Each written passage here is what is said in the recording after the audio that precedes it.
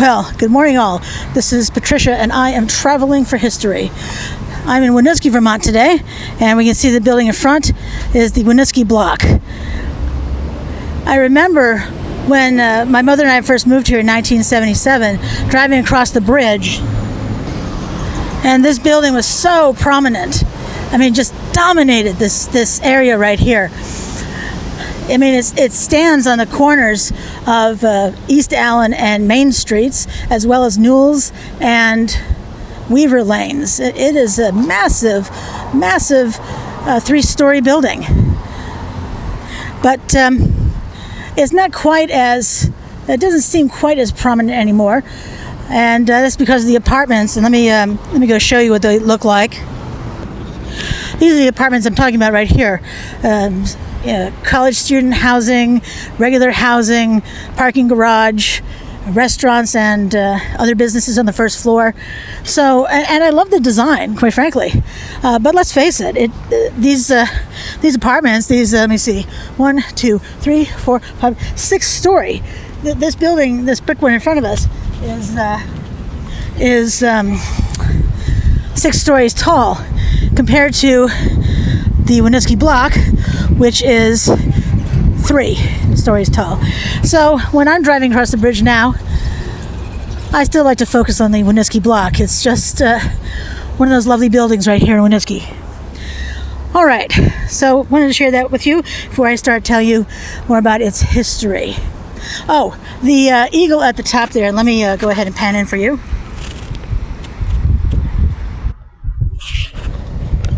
I think that's the best I can do. The eagle, if I'm not mistaken, has a wingspan of 5 feet, and the body of it was carved from a single block of wood. Very impressive. And of course, it's dated 1867. We can see that right up there. Hopefully you can see it. My screen is almost blacked out from the bright sunshine.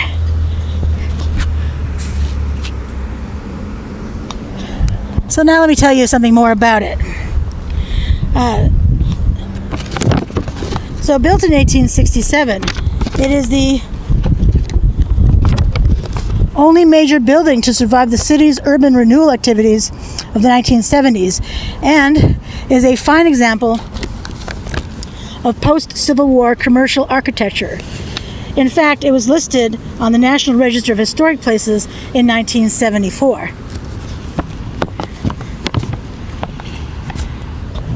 The Winooski Block is prominently situated in downtown Winooski, on the north side of East Allen Street, facing Rotary Park to the south. It occupies most of a city block, bounded by East Allen and Main Streets and Newell's and Weaver Lanes. It is 3 stories in height, 18 window bays wide, and 6 deep, and is built out of red brick. It is covered by a flat roof with an elaborate projecting cornice. Windows on the upper floors are set in rectangular openings with cast iron sills and lintel caps. The ground floor storefronts have largely been modernized, although some period details remain. The block was built in 1867 during a post-Civil War building boom in the city. It was designed by Warren Thayer, an architect based in Burlington, for 3 merchants whose retail establishments occupied its ground floor. The 3rd floor housed a large meeting space that was used for a variety of social purposes, including religious services, musical groups, and film screenings. Currently, there are 24 apartments in the block, with 8 each, that's 4 on each floor, of this building. I think also for one of the social activities or social purposes was dancing. It was used for a dance hall.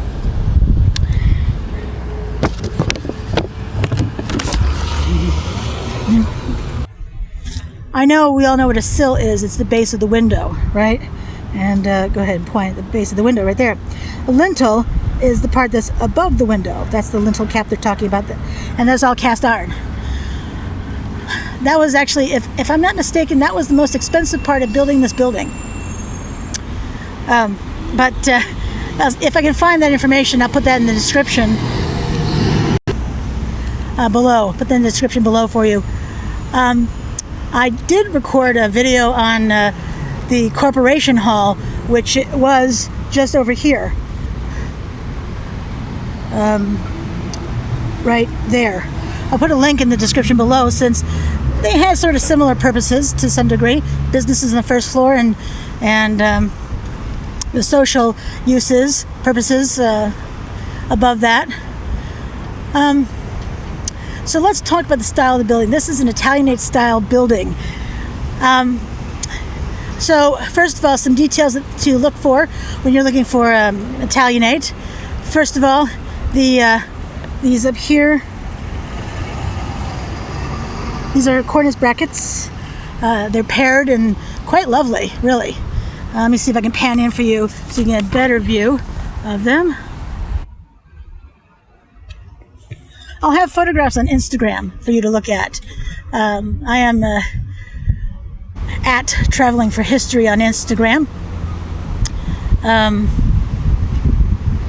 also on Twitter at Traveling for HI1. That's the numeral 1.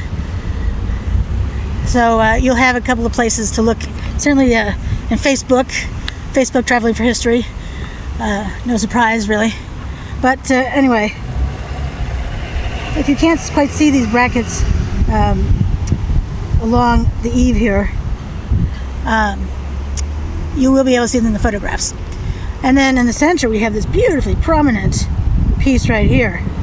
The flat roof, also Italianate design. So Italianate, what does that mean? I did actually describe this in one or two other videos, but I'll go ahead and let you know. So Italianate, so called because it's supposed to harken back to the Venetians in the 1500s. That's the Renaissance period, I believe. So the idea was that if a building were built in the Italianate style, it would harken back to the Venetians, who became very wealthy as merchants. And whoever used this style would, for commercial purposes, would also perhaps become as wealthy as the Venetians had famously been. I love that story. Hope you do too.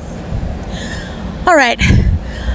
So we can see on the first floor it is businesses all the way across, and always has been. There's been a whole litany of businesses. I remember when Oberschon Hardware was in this corner place right here years ago, and now we have we have a Mexican restaurant, we have a design place, we have a coffee and ice cream shop, and Golden Hour. They have a lot of plants over there. No idea. Oh, and a clothing store, but I can't see the name from here. So, I do recommend coming and taking a look-see up here. Parking is interesting, but they do have parking in front of the building, and there's parking down below in front of the Champlain Mill, which, by the way, I have a video on that too, and I'll include that in the description below. So, thanks so much for coming along with me today, and until the next one, you have a great day. Bye.